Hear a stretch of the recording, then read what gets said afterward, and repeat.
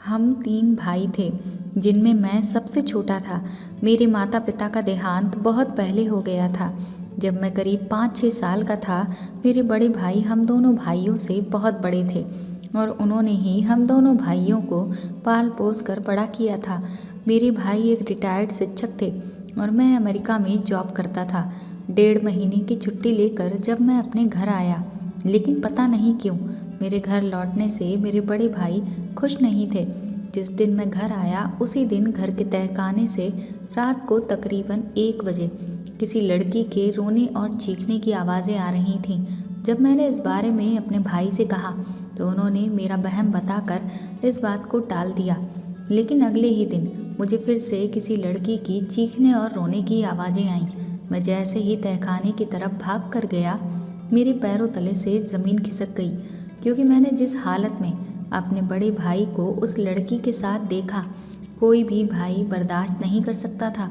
मुझे विश्वास ही नहीं हुआ कि मेरे पिता समान भाई ऐसा घिनौना काम कर सकते हैं। मेरे भाई पसीने में तरबतर थे और बुरी तरह से हाँफ रहे थे।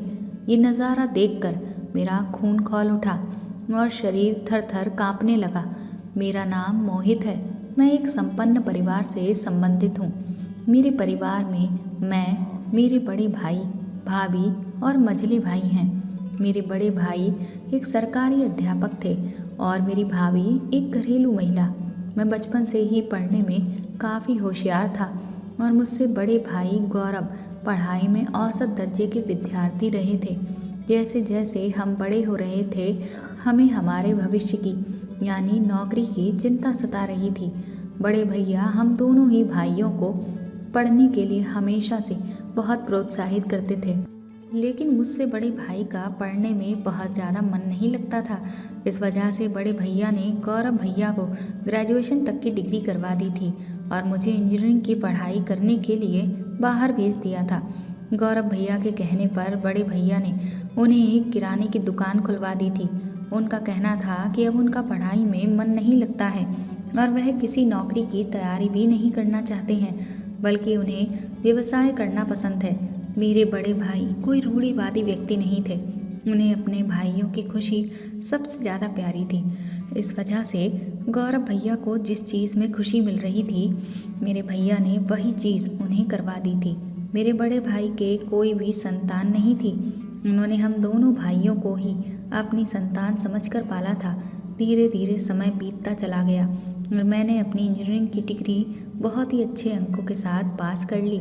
मेरे कॉलेज में प्लेसमेंट आने लगे और मुझे जल्द ही चेन्नई की एक कंपनी में बहुत अच्छी नौकरी मिल गई। ये खुशखबरी जब मैंने अपने घर पर सुनाई तो मेरे घर के सभी लोग बहुत खुश हुए।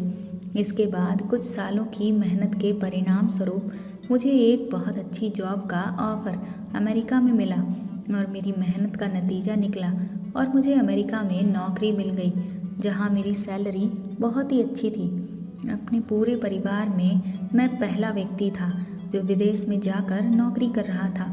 मेरे बड़े भाई मुझसे बहुत ही ज़्यादा खुश थे क्योंकि मैंने उनका सर गर्व से ऊंचा कर दिया था। अभी मुझे अमेरिका में नौकरी करते हुए कुछ महीने ही बीते थे कि एक दिन बड़े भैया का मेरे पास फ़ोन आया और उन्होंने बताया कि उन्होंने गौरव भैया की शादी तय कर दी है और जल्द ही उनकी शादी होने वाली है, तो मैं अमेरिका की कंपनी में छुट्टी के लिए अप्लाई कर दूं।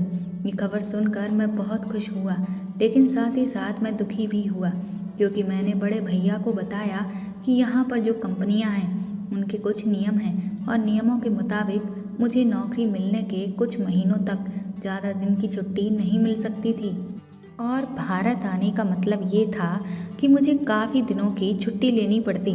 मेरी ये बात सुनकर बड़े भैया बहुत उदास हो गए और मुझे भी रोना आने लगा, लेकिन फिर भाभी ने हम दोनों को समझाया कि कोई बात नहीं बेटा, तुम्हें भी अपने जीवन में आगे बढ़ना है और तुम्हारा भविष्य भी बहुत ज़रूरी है, तो तुम यहाँ की चिंता मत करो। हम सारे काम काज को अच्छे से संभाल लेंगे और तुम जब भी भारत वापस आओगे तब हम एक शानदार पार्टी देंगे। भाभी की बातें सुनकर मुझे थोड़ी तसल्ली तो हुई, लेकिन मुझे कहीं ना कहीं बहुत ख़राब लग रहा था कि मैं अपने ही भाई की शादी में नहीं जा पा रहा था, जबकि अब मेरा भी मन था कि मैं अपने घर जाऊं, अपने भाभी भैया और सभी से मिलूं, अपने घर में कुछ दिन बिताऊं। जिस दिन भाई की शादी थी उस दिन मेरा मन सुबह से ही बहुत उदास था।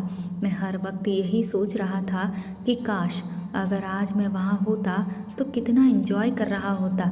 मेरे घर में कितने सारे मेहमान आए होंगे, सब लोग खूब मिलजुल कर हंसी मजाक कर रहे होंगे, कितना नाच गाना हो रहा होगा।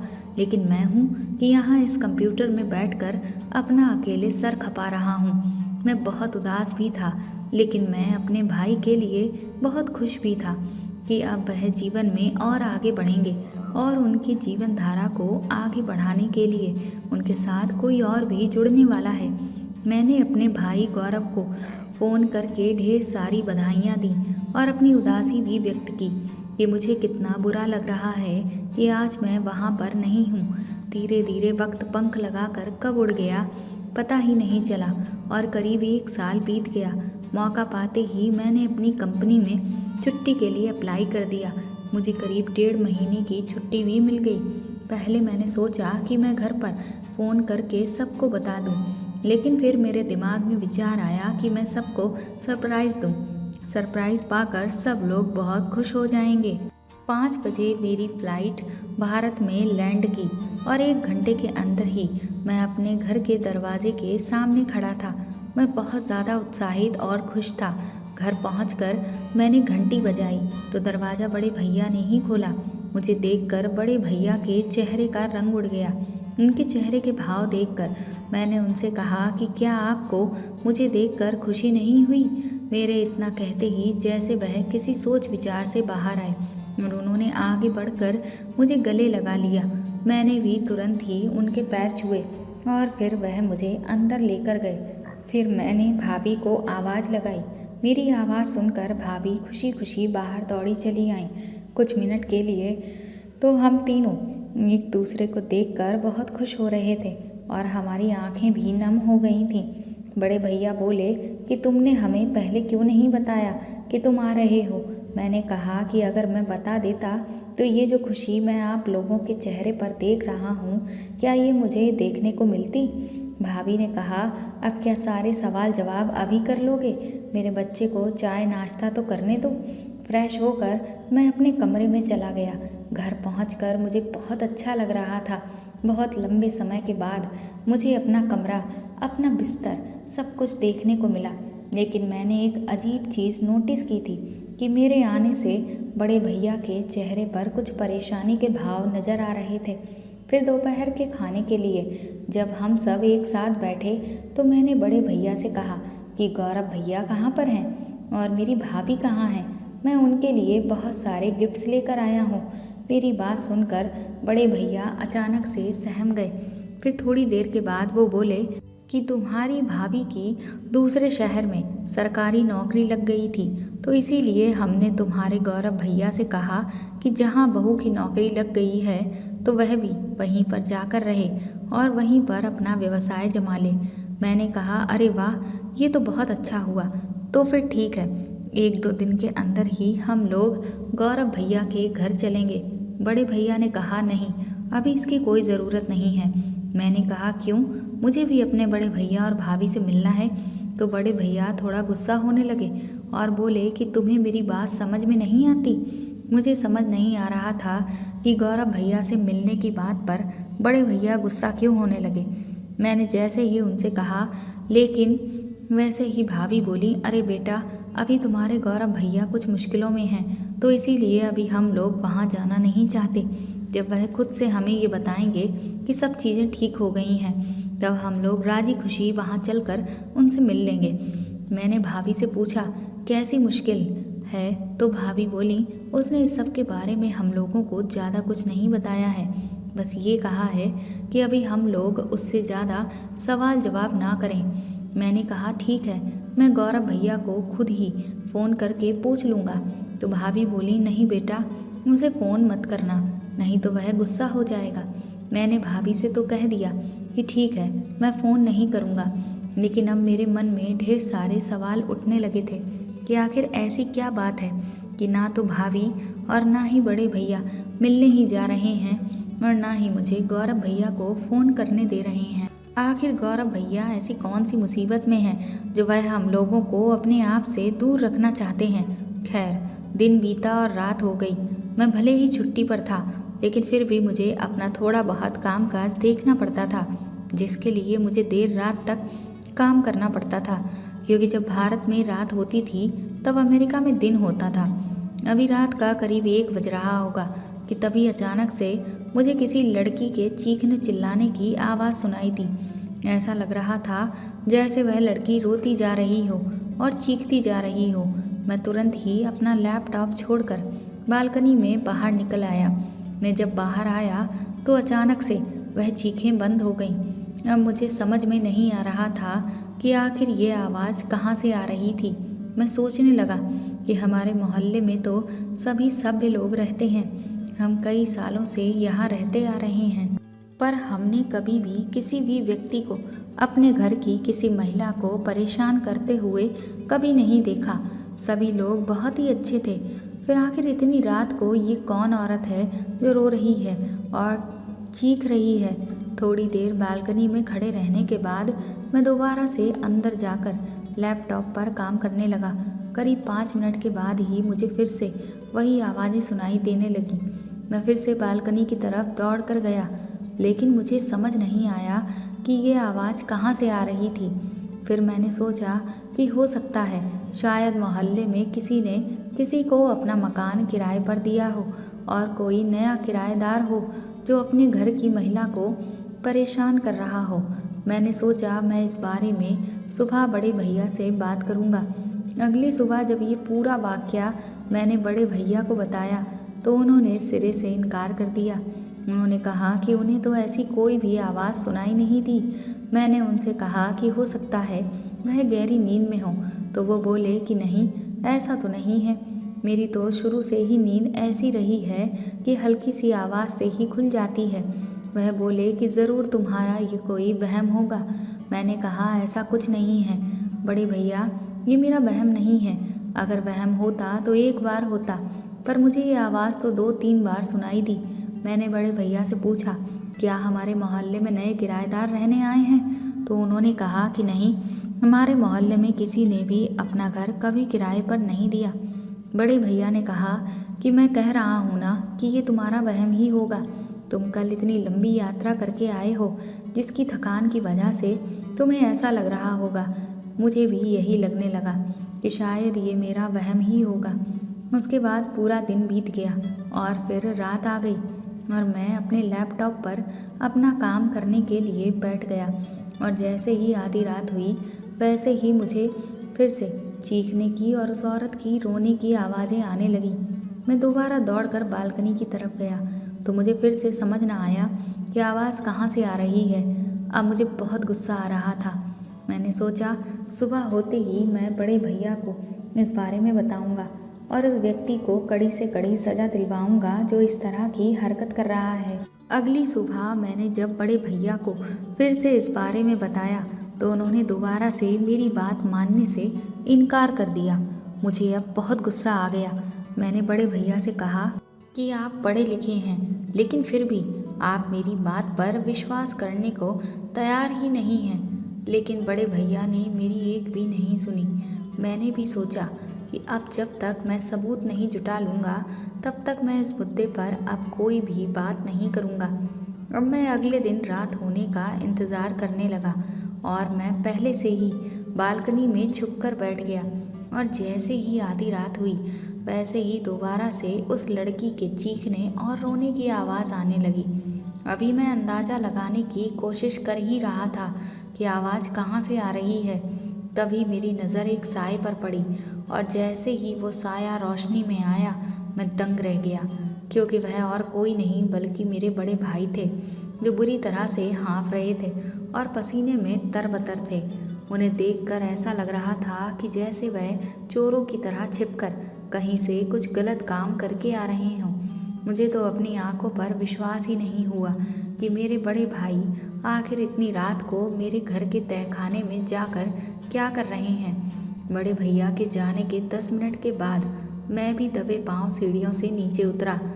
तहखाने की तरफ जब मैं बढ़कर गया तो लेकिन वहाँ तो ताला पड़ा हुआ था। थोड़ी देर मैं वहाँ पर खड़ा रहा। जैसे ही वहाँ से वापस जाने लगा, वैसे ही मुझे अंदर से किसी लड़की के सुबकने की आवाज़ आने लगी। अब मुझे पूरा यकीन हो गया था कि वह आवाज़ और कहीं से नहीं बल्कि मेरे खुद के घर से ही आ रही थी। लेकिन अब मेरे मन में बहुत सारे सवाल थे कि आखिर ये लड़की कौन है और मेरे बड़े भाई ने इसे यहाँ इस तहखाने में बंद क्यों कर रखा है और ये बात मुझसे क्यों छुपाई जा रही है। बड़े भैया इतनी रात में तहखाने में क्यों जाते हैं और ऐसा क्या करते हैं कि वह लड़की इतना बुरी तरह से रो रही है और चीख रही थी। अब मैं अपने कमरे में वापस लौट आया, लेकिन मेरे मन में बहुत सारे सवाल थे। अपने बड़े भाई की वह हालत बार बार मेरी आंखों के सामने आ रही थी। मेरा मन तो नहीं चाहता था कि मैं अपने बड़े भाई के बारे में कुछ भी गलत सोचूं, लेकिन मेरे दिमाग में बार बार गलत अंदेशा ही हो रहा था, क्योंकि जो मैंने उनकी हालत देखी थी उससे मुझे ऐसा ही लग रहा था कि मेरे बड़े भाई उस लड़की के साथ कोई गलत काम कर रहे हैं। मुझे अब रोना भी आ रहा था और गुस्सा भी। मैं यही सोच रहा था कि क्या इस सब के बारे में भाभी को नहीं पता है। मेरे बड़े भाई एक अध्यापक थे और जीवन भर उन्होंने ना सिर्फ हम दोनों भाइयों को बल्कि सभी को अच्छी बातें ही सिखाई हैं। लेकिन मेरे बड़े भाई ऐसा कुछ गलत काम कर सकते हैं, इस पर मुझे अभी भी विश्वास नहीं हो रहा था। लेकिन जो कुछ मैंने अपनी आंखों से देखा, क्या वह झूठ था? अब तो मेरा सर दर्द से फटा जा रहा था। मुझे ऐसा लग रहा था कि मैं अभी इसी वक्त बड़े भाई के पास जाऊं और अपने सारे सवालों के जवाब मांग लूं। लेकिन क्योंकि रात बहुत हो चुकी थी तो मैंने उस वक्त बात करना सही नहीं समझा। मैंने सुबह होने का इंतज़ार करने का फ़ैसला किया। अगली सुबह मेरी आँख बहुत देर से खुली, क्योंकि रात को मुझे जल्दी नींद ही नहीं आई थी। मैं जैसे ही उठा वैसे ही दौड़कर नीचे गया और बड़े भैया को ढूंढने लगा, पर भाभी ने बताया कि बड़े भैया किसी काम से गांव गए हुए हैं। अब तो मेरी बेसब्री का बांध टूटा जा रहा था, लेकिन अगर मैं करता भी तो क्या? पहले मैंने सोचा कि मैं इस बारे में भाभी से बात करूं, लेकिन फिर मैंने सोचा कि कहीं अगर भाभी को इस सब के बारे में नहीं पता हुआ तो वो ये सदमा बर्दाश्त नहीं कर पाएंगी। फिर मैंने यही सोचा कि इस बारे में सीधे सीधे बड़े भाई से बात करना ही ठीक रहेगा। लेकिन मेरी बुरी किस्मत, जैसे ही शाम को बड़े भैया वापस घर लौटे वैसे ही मेरी एक बहुत ज़रूरी मीटिंग रख दी गई, जो कि ऑनलाइन ही थी। वह मीटिंग काफ़ी देर तक चलती रही। मीटिंग खत्म होने के बाद मैं जैसे ही नीचे उतर कर आया तो मैंने देखा कि वहाँ तो सब लोग सो चुके थे। अब मैं हताश निराश अपने कमरे में वापस लौट आया। इन सभी सवालों के बारे में सोचते सोचते मुझे कब नींद आ गई मुझे पता ही नहीं चला। आधी रात को अचानक से मेरे कानों में फिर से वही आवाज़ पड़ी और मैं चौंक कर उठ गया। आज मैंने फैसला कर लिया था कि मैं अपने बड़े भाई को रंगे हाथ पकड़ लूँगा। मैं जैसे ही दौड़कर तहखाने की तरफ भागा। बड़े भाई तहखाने से हाँफते हुए और पसीने में तरबतर निकले। मुझे देखते ही जैसे बड़े भाई के पैरों तले ज़मीन खिसक गई। मैंने उन्हें देखते ही एक साथ कई सारे सवालों की झड़ी लगा दी, लेकिन बड़े भैया मेरे एक भी सवाल का जवाब नहीं दे पाए और वह थरथर काँपने लगे। मैंने बड़े भैया को एक ही सांस में बहुत खरी खोटी सुनाई। मैंने कहा कि मैं तो आपको अपना आदर्श मानता था, लेकिन आप ऐसी कोई हरकत करेंगे ये मैं अपने सपने में भी नहीं सोच सकता था। मेरी ये बात सुनकर बड़े भैया की आंखों से आंसू बहने लगे और अचानक ही वह बेहोश होकर ज़मीन पर गिर गए। बड़े भाई की हालत देखकर थोड़ी देर के लिए मैं अपना गुस्सा भूल गया। मैंने उन्हें तुरंत उठाकर अंदर बिस्तर पर लिटाया और भाभी को जगाया। फिर जब थोड़ी देर के बाद उन्हें होश आया तो मैं उनसे मुंह फेर कर बैठ गया। बड़े भैया ने मेरा हाथ अपने हाथ में लेते हुए कहा, बेटा तुम जानना चाहते हो ना कि वह लड़की कौन है और मैं इतनी रात में उस तहखाने में क्यों गया था और मैंने उस लड़की को वहाँ क्यों बंद कर रखा है, और जब मैं तहखाने से बाहर आता हूँ तो मेरी ऐसी हालत क्यों हो जाती है। बड़े भैया की ये बात सुनकर भाभी ने उन्हें कुछ भी ना बताने का इशारा किया। ये देखकर मैं चौंक गया कि भाभी को भी इस सब के बारे में पता था। बड़े भैया ने भाभी को समझाया कि अब हमें इसे सारी सच्चाई बतानी ही पड़ेगी, क्योंकि मेरा भाई मुझे गलत समझ रहा है और मैं ये बर्दाश्त नहीं कर सकता। बड़े भैया धीरे से उठकर मेरा हाथ पकड़कर मुझे उस तहखाने की तरफ ले गए। अंदर का नज़ारा देखकर तो मैं दंग रह गया। वहाँ एक दुबली पतली सी मासूम सी लड़की बैठी हुई थी, जिसके बाल बुरी तरह से बिखरे थे और वह भी पसीने से लथपथ थी, जिसका एक पैर जंजीरों से बंधा हुआ था और उसके चारों तरफ खाने की कुछ चीज़ें पड़ी हुई थीं और पास ही थाली रखी हुई थी जिसमें खाना रखा हुआ था। हम लोगों को वहाँ पर देखकर वह लड़की एकदम से डर गई और पीछे हटने लगी। उस लड़की को देखकर बड़े भैया रोने लगे और बोले, बेटा, तुम अपने भैया भाभी से मिलना चाहते थे ना, और तुम अपनी भाभी के लिए ढेर सारे गिफ्ट्स लाए थे ना, तो देखो, मिलो, ये तुम्हारी भाभी है। बड़े भाई की ये बात सुनकर मैं चौंक गया। मैंने कहा, ये और मेरी भाभी है? आखिर उनकी ये हालत कैसे हुई और गौरव भैया कहाँ हैं? बड़े भैया वहीं ज़मीन पर बैठ गए और मैं भी उनके साथ बैठ गया। फिर वह मुझे विस्तार से सारी बातें बताने लगे। बड़े भैया बोले, मोहित, तुम्हारे गौरव भाई से हमने इस बिटिया की बहुत धूमधाम से शादी की थी। मैं इसे अपनी बहू नहीं बल्कि बेटी बनाकर इस घर में लाया था। मेरी तो कभी कोई औलाद नहीं हुई थी, लेकिन मैं हमेशा ये चाहता था कि मेरी एक बेटी हो। तुम दोनों भाइयों को मैंने हमेशा अपने बेटे की तरह ही माना, और जब मैं इसे अपने घर लेकर आया तो मैंने अपने आप को बहुत भाग्यशाली समझा, क्योंकि मुझे ये लग रहा था कि अब भगवान ने मुझे एक बेटी भी दे दी है। शादी के बाद सब कुछ बहुत अच्छा चल रहा था।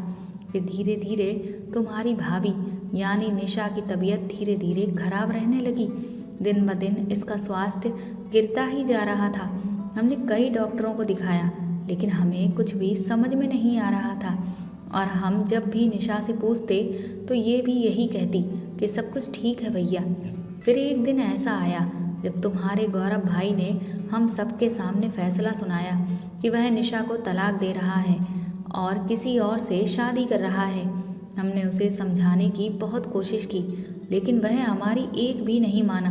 वह बोला कि मैं इस लड़की को कई महीनों से शारीरिक और मानसिक रूप से प्रताड़ित कर रहा था, ये सोचकर कि शायद ये मुझे खुद ही छोड़कर चली जाएगी।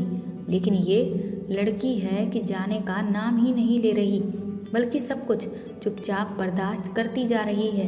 लेकिन अब मुझसे और इंतज़ार नहीं होता। मैं जिस लड़की को प्यार करता हूँ, मैं उसे अपना जीवन साथी बनाने जा रहा हूँ, और मुझे अब इस लड़की से छुटकारा चाहिए। गौरव की बातें सुनकर हमें सारा माजरा समझ आया कि आखिर निशा की हालत दिन ब दिन बदतर क्यों होती चली जा रही थी। लेकिन इस बेचारी बच्ची ने हमें भनक तक नहीं लगने दी कि गौरव इसके साथ इतना बुरा व्यवहार कर रहा था। जिस दिन गौरव निशा को छोड़ कर गया, निशा बहुत रोई गिड़गिड़ाई और उसने बार बार मेरे सामने मिन्नतें की कि मैं गौरव को कैसे भी वापस ले आऊं। वह बोली कि वह सब कुछ बर्दाश्त कर लेगी, लेकिन अपने पति से दूरी बर्दाश्त नहीं कर सकती। लेकिन उस वक्त मैं असहाय था। गौरव ने मेरी एक भी बात नहीं मानी और उसने कभी ना लौटने का फैसला हमें सुना दिया। गौरव की ये बात सुनकर निशा को बहुत गहरा सदमा पहुंचा और इसकी मानसिक हालत दिन ब दिन बिगड़ती चली गई। बेचारी मेरी बच्ची, इसे बचपन में भी इसकी माँ छोड़कर चली गई थी। इसे कभी इसकी माँ का प्यार नहीं मिला। इसने हमेशा अपने पति से सिर्फ और सिर्फ प्यार की ही उम्मीद रखी, लेकिन जब इसका पति भी इसे छोड़कर चला गया तो ये सदमा बर्दाश्त नहीं कर पाई। जब निशा के पिताजी को ये सारी बातें पता चली तो वह निशा को अपने साथ अपने घर ले गए। लेकिन 1 महीने के बाद ही निशा के पिताजी का भी देहांत हो गया। जब हमें ये बात पता चली तो हम निशा को वापस अपने ही घर लेकर आ गए। हमने एक से एक अच्छे डॉक्टरों को निशा को दिखाया, लेकिन निशा की हालत में कोई सुधार नहीं हुआ। हमें कुछ लोगों ने सलाह दी कि हम निशा को पागल खाने में भर्ती करा दें। पहले तो हमने ये बात नहीं मानी, लेकिन निशा की बिगड़ती हालत देख हमें लगा कि शायद पागल खाने में पहुंचकर उसका जो इलाज हो उससे वह धीरे धीरे ठीक हो जाए। फिर हमने निशा को पागल खाने भेज दिया। लेकिन जब कुछ दिनों के बाद हम पागल खाने में उससे मिलने गए तो वहाँ के हालात देखकर तो हमारी रूह ही कांप गई। वहाँ मरीजों के साथ बहुत बुरा व्यवहार होता था और मरीज़ को इलेक्ट्रिक शॉक भी दिए जाते थे। मेरी बच्ची ने पहले ही बहुत कुछ झेला था और अब मैं अपनी बच्ची की ज़िंदगी और जहन्नुम नहीं बना सकता था। मैं और तुम्हारी भाभी हम दोनों ने तुरंत ही ये फैसला लिया कि अब हम जब तक ज़िंदा रहेंगे निशा को हम अपने घर में ही रखेंगे। पहले तो हम इसे अपनी आंखों के सामने ही रखते थे, लेकिन जब भी हमारे घर में कोई आता तो वह इसे देखकर बहुत बुरा व्यवहार करता और बहुत गलत गलत बातें करता, जिससे निशा और ज़्यादा हिंसक हो जाती। फिर हमने सोचा क्यों ना निशा को तहखाने में रखें, जिससे अगर कोई भी घर पर आएगा तो वह उसको किसी भी तरह की कोई गलत बात नहीं कह सकेगा। मैं हर रात निशा को खाना खिलाने के लिए आता था, लेकिन निशा को खाना खिलाना बहुत मुश्किल है। वह बिल्कुल भी खाना नहीं खाती है और इसी मुश्किल की वजह से जब मैं तहखाने से बाहर आता था तो मैं पसीने से लथपथ और हाँफ रहा होता था। भैया की बातें सुनकर मैं एकदम दंग रह गया। अब मुझे बहुत बुरा लग रहा था कि मैंने अपने आदर्शवादी भाई पर शक किया। मैं रोने लगा और बड़े भैया के गले लग गया। मैंने बड़े भैया से माफ़ी मांगी कि मुझे माफ़ कर दीजिए। उन्होंने कहा, मोहित, इसमें तुम्हारी कोई गलती नहीं है। तुमने अपनी आँखों से उस वक्त जो भी देखा बस वही सोचा। मैंने उनसे कहा कि अब आप परेशान मत होइए, जो हुआ सो हुआ, पर अब निशा को ठीक करने की जिम्मेदारी मेरी है। अगले दिन निशा के लिए खाना लेकर मैं गया। मैं जैसे ही तहखाने में दाखिल हुआ वह मुझे देखते ही चीखने चिल्लाने लगी। मैंने निशा से एक भी शब्द नहीं कहा। मैंने उसके सामने खाने की प्लेट रखी और चुपचाप वहीं बैठ गया। करीब 1 घंटे तक मैं उसके सामने चुपचाप बुत बनकर बैठा रहा। थोड़ी देर के बाद एक चमत्कार हुआ। निशा ने खुद से ही खाने की थाली में से एक छोटा सा टुकड़ा लेकर खाया। फिर ये हर रोज़ की दिनचर्या हो गई। मैं हर रोज़ निशा के लिए खाना लेकर जाने लगा और वहाँ घंटों चुपचाप बैठने लगा। मैंने बड़े भैया से कहा कि अब आप निशा को तहखाने में नहीं बल्कि मेरे कमरे में रखेंगे। पहले तो भैया ने मेरी बात मानने से इनकार किया, लेकिन मेरे ज़िद करने पर वह मान गए। मेरी भाभी हर रोज़ निशा को नहलाती धुलाती और उसे साफ़ सुथरे कपड़े पहनाती और उसके बाल बनाती। धीरे धीरे मैं उसके साथ समय बिताने लगा। वह मुझे एक शब्द भी ना कहती, लेकिन मुझे चुपके चुपके से देखती रहती। हफ्ते बीत रहे थे और लगातार निशा की हालत में सुधार हो रहा था। अब वह चीखती चिल्लाती नहीं थी और खाना भी चुपचाप खा लेती थी। डॉक्टर से भी उसका इलाज जारी था। हम उसे समय से दवाइयाँ भी दे रहे थे, जिससे उसकी हालत में तेज़ी से सुधार हो रहा था। धीरे धीरे मुझे ये लगने लगा कि मुझे निशा से प्यार हो गया है। मैं यही सोचने लगा कि इतनी प्यारी और सुंदर गुड़िया जैसी लड़की को छोड़कर भला कोई कैसे जा सकता है। और फिर 1 महीना बीत गया। अब मेरी छुट्टियां खत्म होने में सिर्फ 15 दिन ही बचे थे। मेरे दिल में बार बार ये ख्याल आता कि 15 दिन के बाद मुझे वापस जाना होगा और निशा, भैया, भाभी सभी को छोड़ना होगा। अब निशा भाभी से थोड़ी थोड़ी बातचीत करने लगी थी, लेकिन अक्सर वह मुझे देखकर चुप हो जाती। मैं मन ही मन सोच रहा था कि मुझे तो निशा से प्यार है, लेकिन क्या निशा भी मुझे पसंद करती है। मुझे भाभी ने बताया कि निशा को चूड़ियाँ बहुत पसंद हैं, तो एक दिन मैं चुपके से बाजार जाकर उसके लिए चूड़ियाँ खरीद कर लाया और जब मैंने उसे चूड़ियाँ दी तो वह जैसे खिल उठी। उसके चेहरे की खुशी देखकर मुझे सुकून मिला, वो मैं शब्दों में बयां नहीं कर सकता था। अब मेरी छुट्टियां खत्म होने में सिर्फ 4 दिन ही बचे थे। एक दिन शाम को जब हम सब बैठकर चाय पी रहे थे तो बड़े भैया ने कहा कि मोहित, अब हमें निशा की दूसरी शादी कर देनी चाहिए। मैंने अपने एक दोस्त से इसके लिए एक अच्छा लड़का देखने के लिए कहा है। हम दोनों तो धीरे धीरे बूढ़े हो रहे हैं, आखिर कब तक जिंदा रहेंगे। एक दिन हम भी इस दुनिया को छोड़कर चले जाएंगे। आखिर कोई तो होना चाहिए जो निशा का ख्याल रख सके। बड़े भैया की ये बात सुनकर जैसे मुझे गहरा धक्का लगा। उस पूरी रात मैं चैन से एक पल भी नहीं सो पाया। मुझे ऐसा लगा जैसे मुझसे कोई मेरी सबसे प्यारी चीज़ छीन कर ले जा रहा है। अगले दिन सुबह मेरी फ़्लाइट थी। भाभी ने मेरे लिए काफ़ी सारी खाने पीने की चीज़ें तैयार कर दी थी। नहा धोकर जब मैं जाने को तैयार हुआ और अपने कमरे में अपना बैग लेने गया तो वहाँ निशा पहले से ही मेरे बैग के पास बैठी हुई थी। मुझे बहुत रोना आ रहा था, इस वजह से मुझसे ज़्यादा कुछ कहा ना गया। मैंने सिर्फ निशा से इतना कहा, अच्छा निशा मैं चलता हूँ। मेरे इतना कहते ही वह मेरे गले लग गई और फूट फूट कर रोने लगी। वह बोली, मैंने जिसे भी अपने जीवन में चाहा वह मुझे छोड़कर चला गया, तो क्या अब तुम भी मुझे छोड़कर चले जाओगे? निशा की ये बात सुनकर मेरी आंखों में आंसू आ गए और चेहरे पर मुस्कान भी। मैंने उससे कहा, तो क्या तुम भी चाहती हो मुझे? उसने बिना मेरी तरफ देखते हुए अपना सर हाँ में हिला दिया। मैं बता नहीं सकता कि उस वक्त मैं कितना खुश था। मैंने निशा से कहा कि इस बार तुमने जिसे चाहा है वह तुम्हें कभी भी छोड़कर नहीं जाएगा और तुम्हें वह सारी खुशियाँ देगा जिसकी तुम हकदार हो। मैंने तुरंत ये फैसला लिया कि अब मैं अमेरिका में नौकरी नहीं करूँगा, बल्कि यहाँ भारत में रहकर ही कोई नौकरी ढूंढ लूँगा। लेकिन अब मुझे डर इस बात का था कि कहीं मेरे इस फैसले से बड़े भैया नाराज़ ना हो जाएं। पर फिर भी मैंने हिम्मत करके उनसे कहा कि मैं भारत में ही नौकरी करूँगा, अमेरिका नहीं जाऊँगा। भैया ने पूछा, आखिर एकदम से तुमने ये फैसला क्यों लिया? इसकी क्या वजह है? तो मैंने उनसे कहा कि मैं निशा से प्यार करता हूँ और उससे शादी करना चाहता हूँ और उसके जीवन को खुशियों से भर देना चाहता हूँ। मेरी ये बात सुनकर बड़े भैया बहुत खुश हो गए। वह बोले, मैं और तुम्हारी भाभी भी यही चाहते थे, लेकिन हमारे मन में डर था कि कहीं तुम इनकार ना कर दो, इसीलिए हमने तुम्हारे सामने निशा से शादी करने की बात नहीं रखी। लेकिन अब हम बहुत खुश हैं। लेकिन मैं सबसे पहले निशा से पूछना चाहता हूँ कि क्या वह भी तुमसे शादी करने के लिए तैयार है? बड़े भैया का इतना कहना भर था कि तभी निशा आगे बढ़कर आई और वह बोली, जी भैया, मैं भी मोहित को बहुत पसंद करती हूँ। 2 हफ्ते बाद ही मेरी और निशा की शादी धूमधाम से हो गई और हमने अपने खुशहाल जीवन की एक नई शुरुआत की। तो दोस्तों, आपको ये कहानी कैसी लगी कमेंट करके ज़रूर बताएं और प्लीज़ इस कहानी को ज़्यादा से ज़्यादा शेयर और लाइक करें। आप चाहें तो मुझे सुपर थैंक्स भी दे सकते हैं। साथ ही अगर आप चैनल पर नए हैं तो सब्सक्राइब करके बेल आइकन ज़रूर दबा दें, ताकि आगे भी मैं आपको ऐसी ही अच्छी कहानियाँ सुनाती रहूँ। Thank you.